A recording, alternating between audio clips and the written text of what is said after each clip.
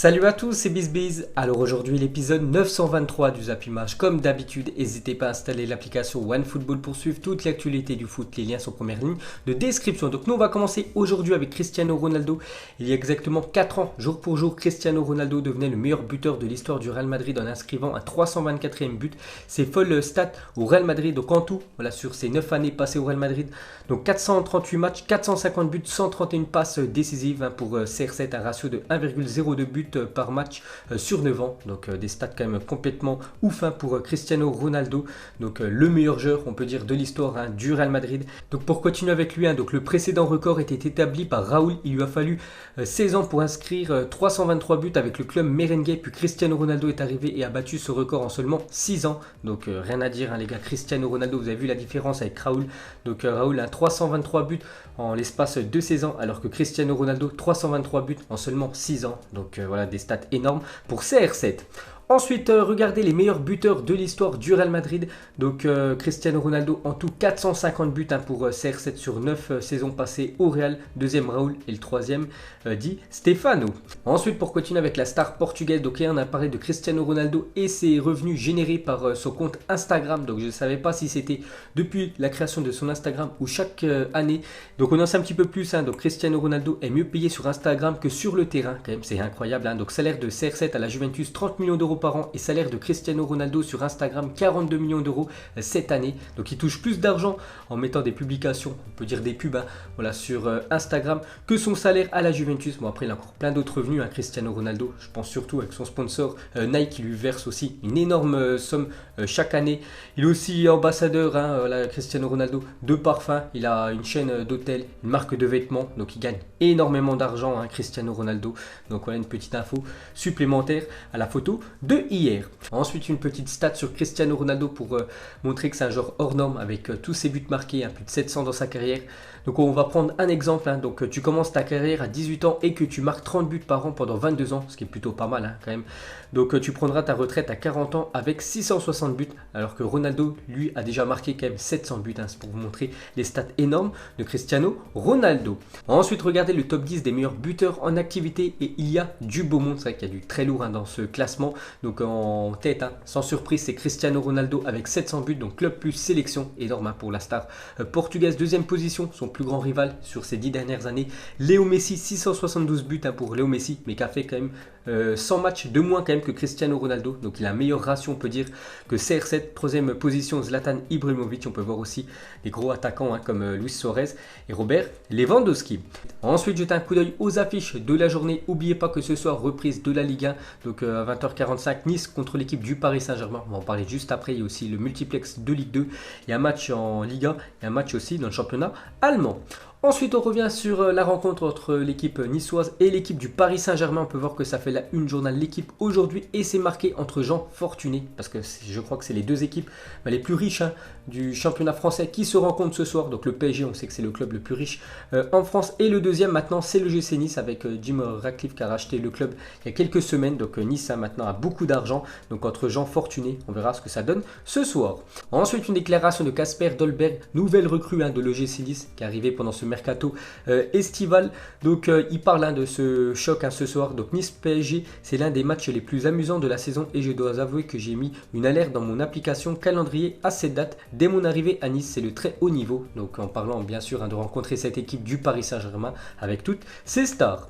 Ensuite, on continue avec un autre niçois qui a été pisté par l'équipe du PSG il y a quelques semaines lors du mercato estival, c'est Youssef Attal.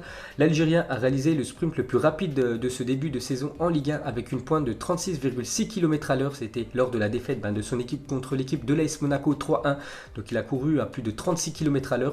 Le latéral algérien Youssef Attal. Ensuite, cette fois-ci, on va aller côté Paris Saint-Germain. Et deux bonnes nouvelles pour le PSG parce que Mbappé et Edinson Cavani sont de retour dans le groupe du PSG pour affronter Nice ce soir. Donc hier, c'était pas encore officiel et depuis ce matin, voilà, c'est officiel.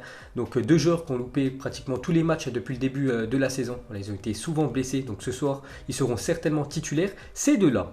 Ensuite, les gars, on va parler d'un ancien parisien, Hatem Ben Arfa. Donc je vous avais dit qu'il y a quelques jours, il est passé au tribunal contre le Paris Saint-Germain parce qu'il réclame entre 7 et 8 millions d'euros à l'équipe du PSG. Voilà, quand il joue au Paris Saint-Germain, le PSG ne lui avait pas versé, je crois, de prime ou de salaire, je ne me souviens plus.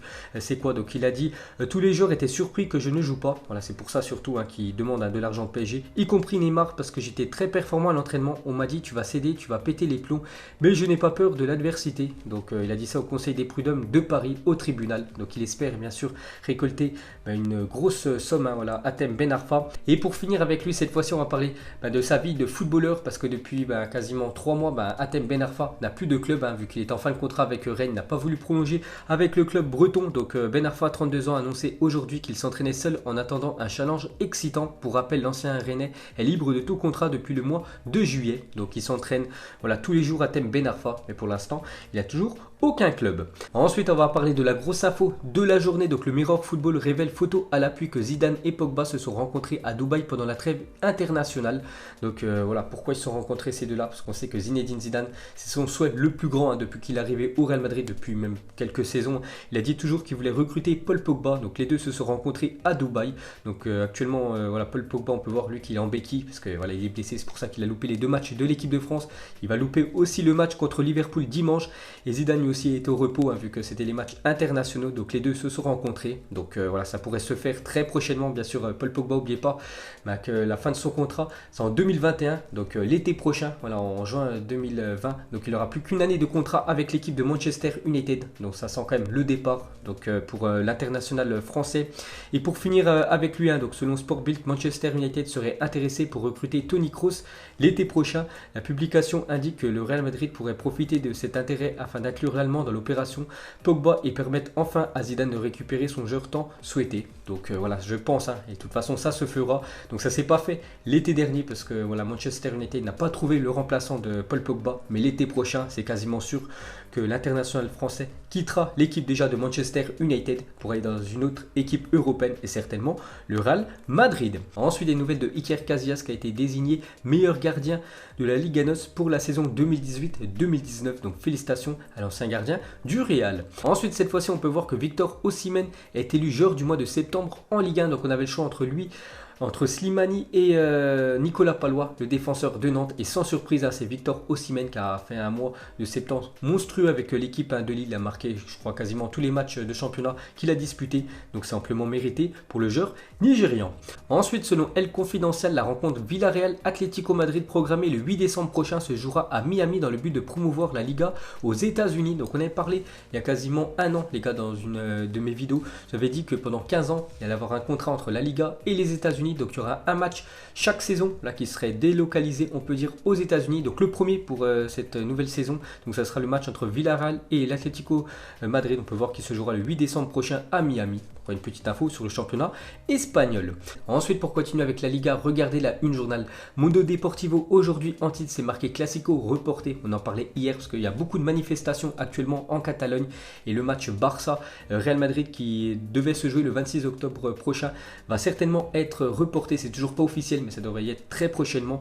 Donc il devrait être reporté certainement au mercredi 18 décembre prochain. Donc voilà, dès que j'en sais plus, je vous dirai tout ça dans les prochaines vidéos. Ensuite, une petite anecdote de Johan Cruyff sur Romario à l'époque du Barça. Quel crack! Donc Johan Cruyff, ancien entraîneur de l'équipe du Barça, donc il entraînait Romario, un attaquant de l'équipe du FC Barcelone il y a quelques années. Donc une fois, il est venu me demander s'il pouvait sécher 2 jours d'entraînement pour rentrer au Brésil.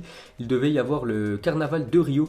Je lui ai répondu: si tu marques 2 buts demain, je te donne 2 jours de repos de plus que le reste de l'équipe. Le lendemain, il a marqué son 2e but à la 20e minute de jeu et il m'a immédiatement fait signe qu'il voulait sortir. Il m'a dit: coach, mon avion part dans moins de 2 heures, parce qu'il savait déjà qu'il allait inscrire 2 buts. Donc il a inscrit 2 buts très rapidement, vu qu'en déjà 20 minutes de jeu, il avait inscrit 2 buts à Romario. Donc après, bien sûr, il a tenu sa parole, Johan Cruyff. Il l'a fait sortir. Il a pu aller au Brésil pour aller au carnaval. Ensuite, on va parler de Franck Ribéry n'est pas content de sa modélisation sur FIFA 20. C'est vrai qu'ils n'ont pas respecté, on peut dire, FIFA. Franck Ribéry, donc il a mis un tweet. Il a dit: je viens de jouer avec mes enfants à FIFA 20. Donc il a dit: hey FIFA, qui est ce gars? Donc on peut voir, c'est le numéro 7 de la Fiorentina. Donc bien sûr, c'est lui. Et c'est vrai que le visage ne ressemble pas du tout au joueur français. Ensuite, en 1950, l'Inde s'est qualifiée pour la Coupe du Monde au Brésil, mais a décidé de déclarer forfait. La raison, donc les joueurs indiens voulaient jouer pieds nus, ce qui est fortement interdit par la FIFA, surréaliste. Donc ils voulaient disputer les matchs comme ils disputent tout le temps dans leur pays, pieds nus. Mais bien sûr, c'est interdit de disputer une Coupe du Monde sans crampons. Donc c'est pour ça qu'ils ont dû déclarer forfait pour cette Coupe du Monde au Brésil. Ensuite, une petite info sur Mohamed Salah qui n'a encore jamais marqué ni délivré de passe décisive face à Manchester United. Et dimanche, les gars, Manchester reçoit l'équipe de Liverpool. On sait que Manchester United, c'est la crise. En plus, il y a beaucoup de cadres qui sont forfaits. Je pense à Pogba aussi, David De Gea, même je crois Rashford qui est blessé. Donc peut-être Mohamed Salah va casser cette série noire. Ensuite, une déclaration de Léo Messi sur Virgil van Dijk. Il a dit c'est un défenseur qui sait juger son timing et attendre le bon moment pour se battre. Il est rapide en raison de sa grande foulée et il est impressionnant à la fois en défense et en attaque car il a marqué beaucoup de buts. Donc voilà la belle déclaration de Lionel Messi sur Virgil van Dijk, actuellement le meilleur défenseur de la planète. Ensuite, une déclaration de Mauro Icardi sur le Classico entre l'équipe du Paris Saint-Germain et l'équipe de l'OM. Donc ce match aura lieu le 27 octobre prochain, donc la semaine prochaine, dimanche prochain, 21h. PSG contre l'équipe de Marseille. Donc il a dit le Classico, ce sera aussi l'anniversaire de ma fille. On s'organise pour que ma famille soit là. Je sais que c'est une espèce de derby d'Italie. C'est ce genre de match que j'aime jouer. Donc voilà, ça s'annonce très chaud entre ces deux équipes-là. Et Icardi a hâte de disputer cette rencontre. Ensuite, à parler de Hudson-Edouard aurait attiré l'attention de l'Olympique Lyonnais et serait dans la shortlist des dirigeants lyonnais pour le meilleur buteur actuellement de l'équipe de France Esport. N'oubliez pas que sur ces 4 derniers matchs, il a quand même marqué 9 buts. Hudson-Edouard, pas trop connu vu qu'il joue dans le championnat écossais du côté du Celtic Glasgow. On peut voir que Lyon est sur son profil. Et pour finir avec un autre joueur de l'équipe du Celtic Glasgow, on va parler de Karamoko Dembélé. Jeune joueur, il a seulement 16 ans. Je me souviens de ce joueur quand j'avais commencé mes vidéos de Zappimage, j'en parlais quand il avait 13 ans. Et voilà, année après année, il montre que c'est un grand talent du football. Donc alors que l'Écosse cherchait depuis plusieurs mois à convaincre Dembélé, le jeune buteur aurait finalement choisi de jouer pour l'Angleterre en sélection. Donc gros coup dur pour l'Écosse. Ensuite, regardez le ballon qui sera utilisé lors du prochain Euro 2020. Donc ça sera ce ballon. Donc c'est toujours pas officiel, mais ça a fuité sur Internet. Une petite info sur le futur ballon de l'Euro 2020. Et pour finir ce Zappimage, on va terminer avec Paul Pogba et le Real Madrid. Donc vous mettrez en commentaire si c'est une bonne idée pour le Real ou pour Paul Pogba d'aller du côté du Real Madrid. Donc qui serait gagnant, on peut dire, dans l'opération. Donc vous mettrez tout ça en commentaire. Donc voilà les gars, la fin de Zappimage 923. Donc si ça vous a plu, un petit like et je vous ferai l'épisode 924 demain. Donc moi je vous laisse et je vous dis à la prochaine comme d'habitude. Ciao à tous.